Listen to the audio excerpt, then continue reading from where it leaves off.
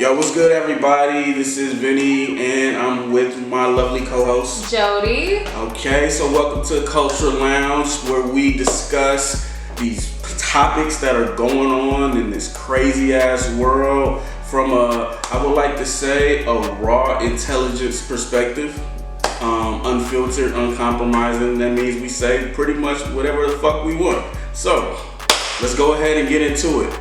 Now, the big news going on right now is coming out of Dallas. Once again, we have another killer cop, which is the commonplace in America these days. This time, the cop killed a young black woman, playing video games in her house. Yeah, babysitting her nephew. It's just, you know what, I'm low-key just over it, you know? There's nothing to talk about with me anymore as far as this subject matter is concerned. You pretty much have established warfare. It's just black people have been denying. Yeah. And now, you know, they're able to murder us with immunity. Yeah.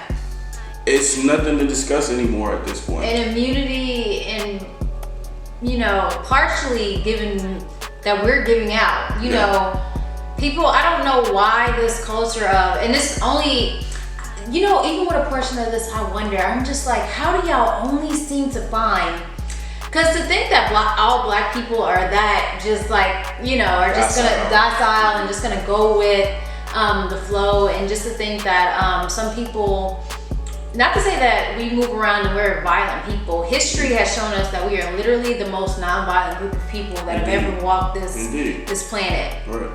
So I just wonder, like, why have we gotten in this culture of publicly, I forgive, and it almost puts me, because I'm not gonna say, if you don't lean towards, if you haven't heard a conspiracy theory that makes sense to you, you haven't educated yourself enough, in my opinion.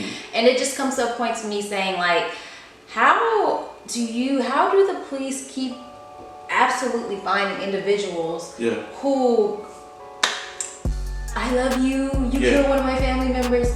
Because that's not realistic. That everybody's like that. So how does that keep coming down? How does that keep funneling down to that? You know what, I totally think it's monetary incentives involved in order to kind of quell the frustrations. I totally believe that. We should start researching, like, who pays for these funerals, because that can be public document. Right. Who's paying for these funerals? Who's paying for lawyers? Right. On both sides. Well, when you see the typical Benjamin Crumps and Al Sharptons get involved, you pretty much know what it is at that point. What's happening? It's a finesse going on. Those are poverty pimps who pretty much milk the situation. I can't. I'm not about to sit up here and play pity pat with this shit anymore, because we're getting killed. We're getting executions. There's no time to joke, play around. This is serious. Yeah. Like, it's been serious. Yeah. I mean, when we got, like, not to, like, if you guys want to talk about, like, people being taken from Africa, that did happen. That's a war crime. Those are so many war crimes within itself. But then the fact of the matter that we already inhabited this is our continent. We've been here, right here, in this, you know, in what is now modern day the United States of America. We've been here. We've already held land here. So it's so many different acts of war crimes that have gone on for hundreds of years. I cannot just, like, again, that's probably why sometimes I come across to people nowadays and I'm just like, okay, you have to educate me if something's happening in the news. Because, I do keep myself abreast enough to know this is what's happening, the overview of stuff, but details, I can't get in it. Because we can just randomly pick a time and say this could be 1996 or 1990 or 1980. And I can guarantee you there'll be some sort of case that occurred that almost mirrors this. Right. So we have that. You have almost identical situations. There's a group of people who are absolutely against people that are born that look like me and you. Right, yeah. And their grandparents have taught them this, and they've taught them also how to be secretive about it. And they have a whole system set up over here that's kind of kind of molding to that so that they progress in that. So these situations, this same thing is gonna happen next year. Oh yeah. I would say next week. Next week at this point, because could happen tomorrow. You know. Yeah, that whole situation has happened. I mean, the whole the two cases that have come out of Texas, what was the time difference in between those? I think it was it's a little over a year with that Botham Jean case. Okay. So it is fairly recent, you know. Yeah. One thing I will say that I do like about what I'm seeing coming out of Dallas now is that the response is a lot different. It's not this kumbaya talk anymore. It's like, yo, we about to saddle up. Yeah. It's getting to that point, you feel me? And no longer will we sit back and let you murder our women. And talk to us. Exactly. So yeah, now the difference with this situation, in contrast to the Botham Jean situation, is that this family is not, from what I see, is not laying down. You know what tripped me out? The pastors are not laying down. I like it. Yeah, you I haven't seen that. Any clips of Oh yeah, it's a video that says where a pastor's talking about like, yo, we not taking this no more. Yeah. We gonna meet force with force, and this is what we need to have happen. Yeah. Oh yeah. So can we put a clip of that? Oh yeah, here? Absolutely. We'll go to that right now. Check it out. Don't paint this sister as no villain. That's right. If you do that, if you paint this sister as a villain, this city gonna have hell to pay. Don't paint this sister as no villain. They're the ones who murdered. They murdered her. And there's no excuse for it. So. Okay, yeah, I think that's necessary. Absolutely. I think that's necessary because, like, people need, and throughout times like this, people need leadership. Right. Whether they say that or whether they understand that, there's going to be a natural selection of a leader. And when a person such as religion is its own, phenomenal thing. Yeah. So when you have someone who, even with, Bible verses behind them, they say that I'm not going to allow you to treat me like nothing. Because usually what happens when it comes to a religious individual is a lay down mentality. That's with us. Yeah. You look at white people and their religion, they take that a whole step further. The KKK is Christian. We can talk about, but the KKK, if they would take that hood off, I don't think that's religion. I think that's like a demonic thing. That is what the white people have recast. Well, you know what? That is the face of religion. But by the same token, you have a God that you're interested in, and you go outside of people's houses and you burn crosses. You can't believe in that. What you've done is perverted something and made it to fit you. So, but publicly, white people who are Christians, because the KKK is an invisible entity, they move around behind cloak and mask. Right. You know what I mean? I'm not going to say like so invisible as to we don't know that they're there, but they will never, ever admit that, hey, I'm a grand wizard. Hey, I'm this person, I'm that person, I'm attached to this. Yeah. Very rarely do they do that. And if they do, they go back in some form of hiding, so. Yeah, they hide in our government. Yeah, because it's their government. Their government. Yeah, hiding our police force. Yeah. So what was an interesting contrast what I thought about we take it back to that Botham Jean case. I think her name is Antonia Brown. Antonio Brown? Yeah, who got released. Recently. What was interesting is when she got released, the family of the person that she killed, they said that this is outrageous, this is crazy, why is she being released? I did not know that. Yeah, but I mean, kind of out of the news. I don't watch the news. But it's still important. It's still important too. I'm not saying that people, because I'm very be aware of what's going on with you. That shit depressing. That shit depresses, and then I get real mad, and then I can't go be mad at nobody because you gonna have to find bail money or something like that. But it's just. I did not know that, but black people, for some reason, it's a large lump sum of us. It's not like I know all black people, but as far as mainstream, what's being pushed out there, it's a lot of us that need some sort of green light to behave to behave a certain way. If you need a green light to feel emotion and to disagree with what's happening to you, maybe that family just gave you that. You check this out. It pays. White supremacy pays good money for niggas to bow down. It's straight up. It pays good money. That's always been like that. If you like, I literally want to do a book about how much Black people have supported the cost at which Black people have supported white supremacy. Because you can go back to slavery, you can go probably even in Africa when some tribes like kind of traded us for tobacco and firearms, you know. It's which I think that back in that time period, they assumed that like people would be treated as we treated people, like as we had indentured servants, but they were still human beings, and they were not beat on and raped and you know, terrorized. They were not put in a system of like a terroristic environment. And I think that us just being ignorant and unknowing, we just assume that that's like going out in the world. There's like, it's like modern day right now. People have to understand you can't keep expecting the world to treat you like you treat everybody else. We fall so short of that. Like if you look at any book where we've been studied by white people, they say we're so, since the beginning of time, they've always said we're so emotional, we're too kind. I'm glad you brought that up.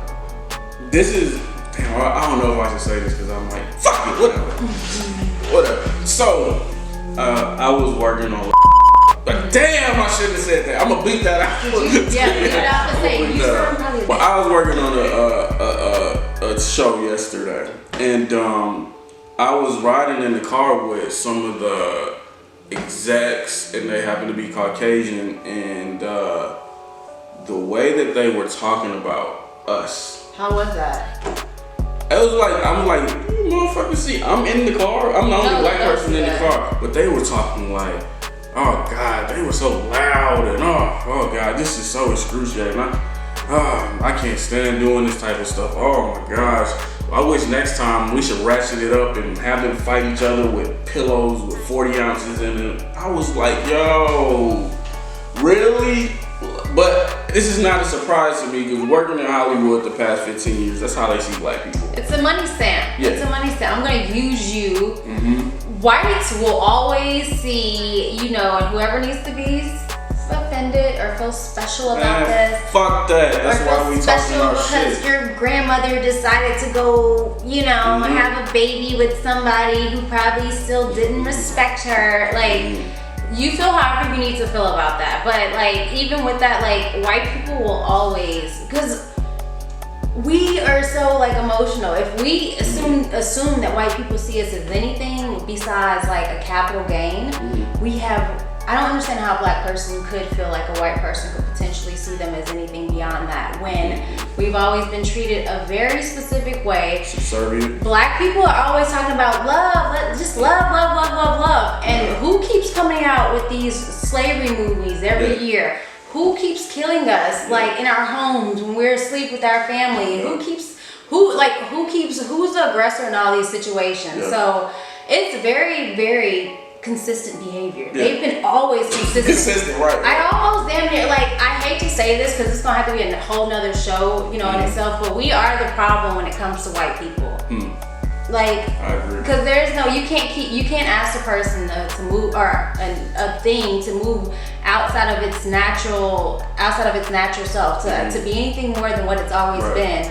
It's gonna always be that, you know, like white people are gonna do what they do, and they're gonna avoid, and they're gonna say, oh, I didn't do that. And if it comes public enough, and if it financially can hit them in the pockets, then they'll make a little bit of effort. But anything else, it's never gonna be. If it's not affecting their bottom line, they don't care. They don't care. Capital gain.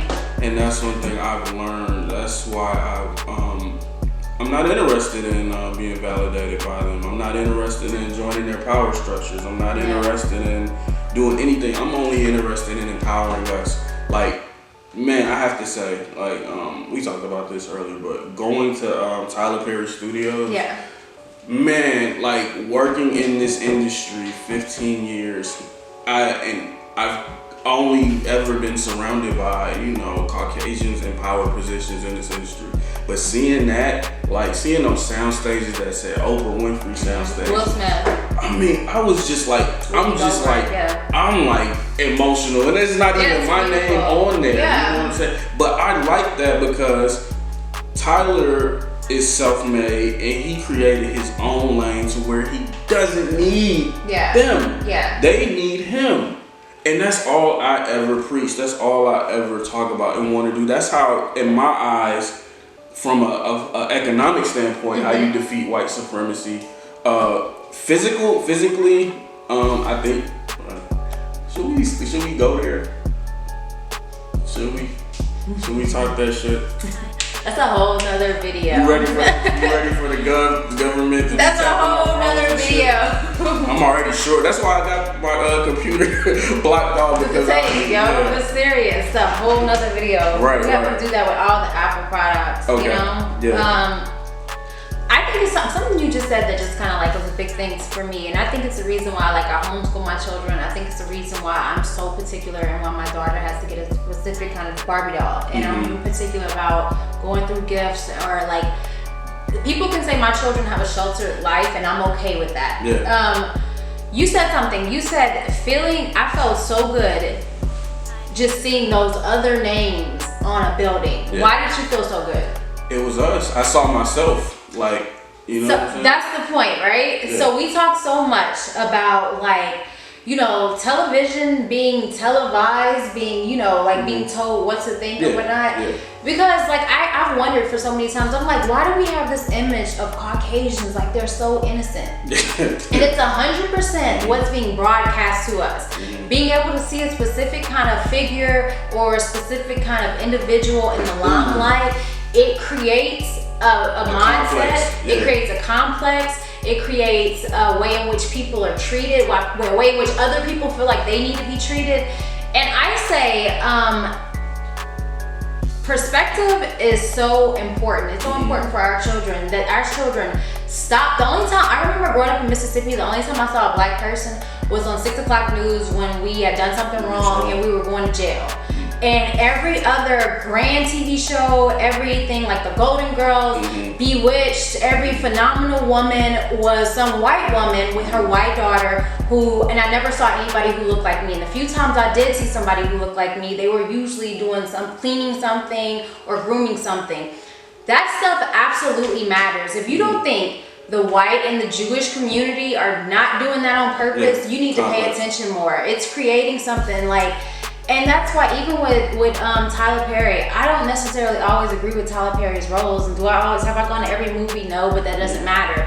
What I can say is I appreciate his progression for us as a whole. Because how the kids growing up seeing themselves as a producer, as the owner of a movie studio, create something that allows someone to say, I can do that too, versus the only thing that we see is Future and zombie drug heads and like, you know, crazy stuff that's going on.